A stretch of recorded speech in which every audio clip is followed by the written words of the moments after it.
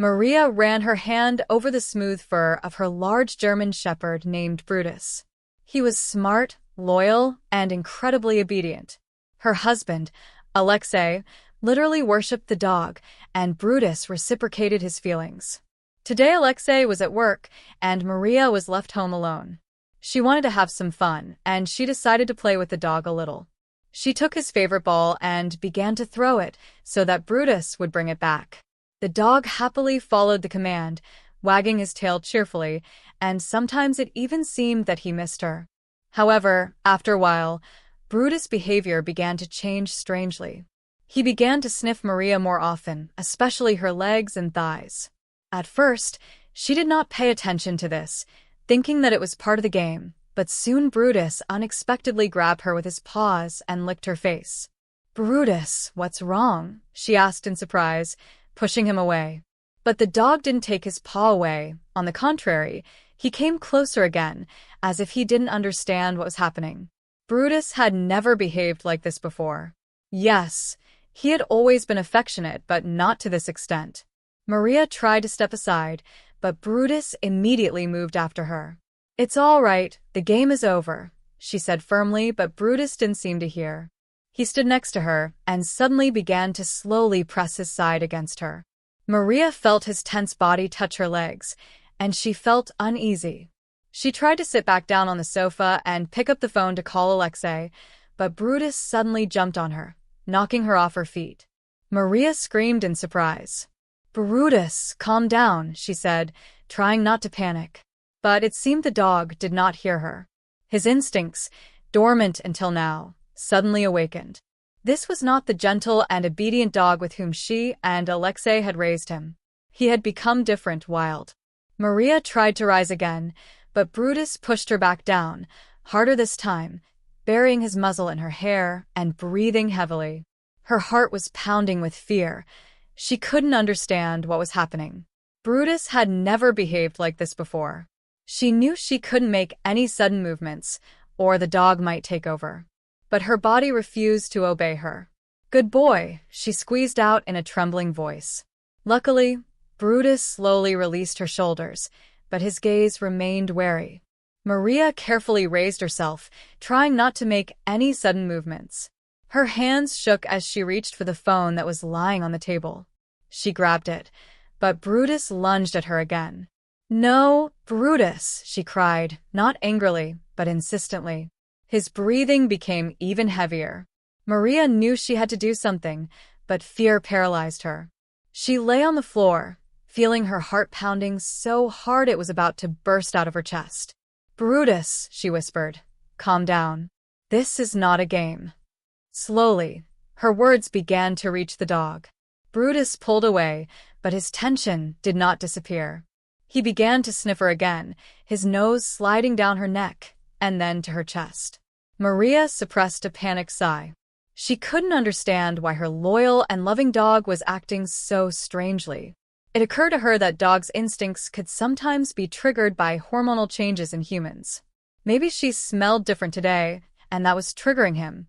Thoughts raced through her head, but her body wouldn't obey. Brutus suddenly dropped to his front paws, pressing his muzzle to her stomach and breathing heavily. Maria felt his hot tongue slide over her through the thin fabric of her t-shirt.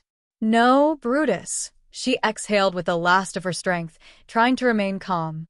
Her tail slowly swung from side to side, her movements becoming more deliberate. Maria knew that panicking would only make things worse.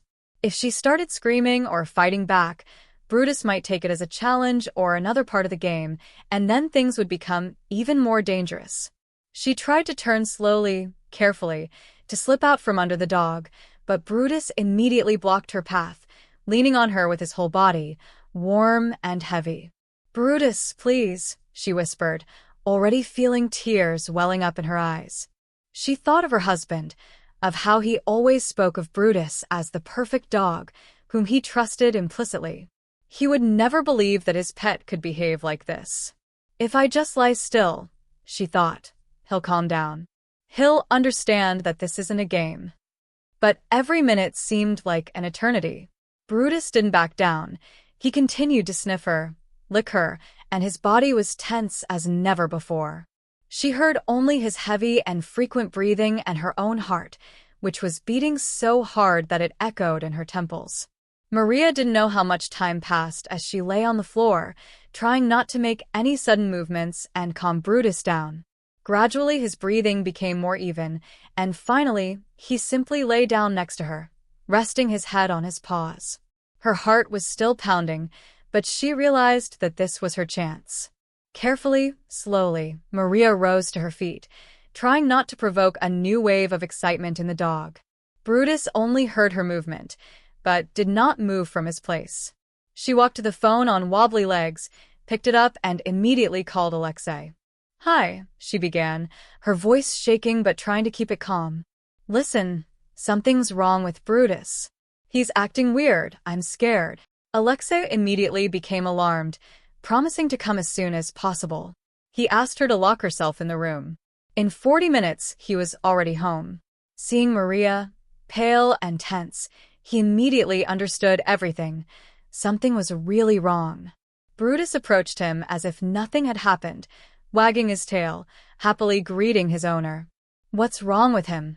Alexei asked, stroking the dog's head. But Maria just shook her head. She couldn't really explain what exactly had happened, but she said she was scared. After a long silence, they made a decision that was difficult for them. The next day, they took Brutus to the Animal Adaptation Center, though they said that perhaps the dog simply had a hormonal surge or stress. But Alexei and Maria could no longer regain their former trust. They sat in the car for a long time before driving away, watching as Brutus was led away by the center's staff. The dog looked at them, not understanding why he was being taken away. It was hard, but Maria knew it was for the best. Maria and Alexei sat in the car for a long time, looking at the Animal Adaptation Center where their faithful friend was disappearing. Inside, both of their hearts were breaking.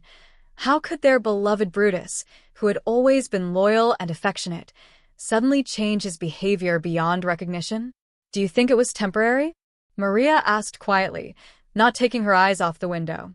"I don't know," Alexei replied, his voice sounding tired. "Maybe stress or something else. But I can't risk it. We can't let him get like that again." Maria nodded, feeling tears welling up in her eyes. She remembered Brutus playing with them, wagging his tail happily as he brought them the ball, always lying down next to them while they watched TV. Now all those memories seemed distant and unclear.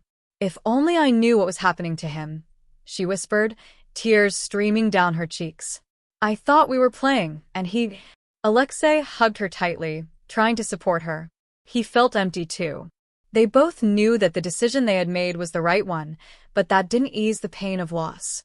"We'll do everything to keep him safe," Alexei said. "And maybe someday we'll be able to get another dog."